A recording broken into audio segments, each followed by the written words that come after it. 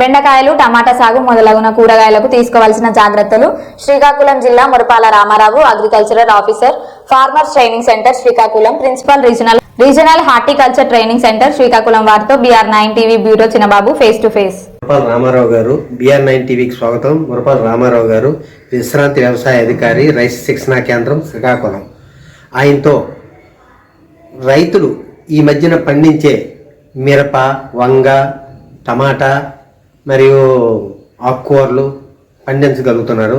దానిపైన ప్రత్యేక రామారావు గారితో ఇంటర్వ్యూ తీసుకోబోతున్నాం. అయ్యా రామారావు గారు, ఇప్పుడు రైతులు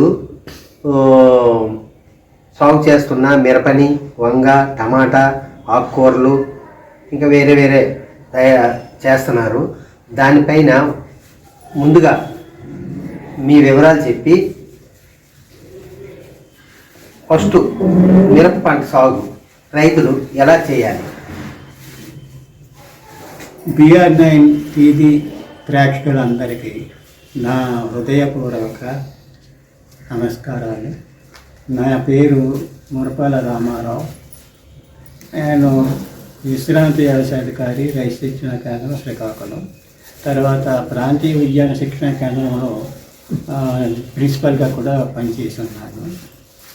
అయితే ఇప్పుడు రైతులు పండించే ప్రతి ఆకుకూర, ప్రతి కూరగాయ అన్నీ కూడా విషతుల్యమే.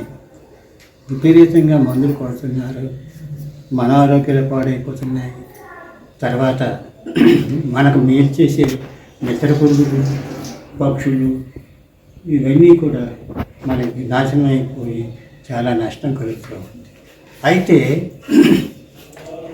ఈ రసాయనిక పురుగు మందులు వాడకుండా, ఈ రసాయనిక ఎరువులు వాడకం తగ్గించుకొని మనం కొన్ని మెలుకువలు పాటిస్తే మనకి దిగుబడి పెరుగుతుంది, అధిక ధర వస్తుంది, అప్పుల పాలు కూడా కావాల్సిన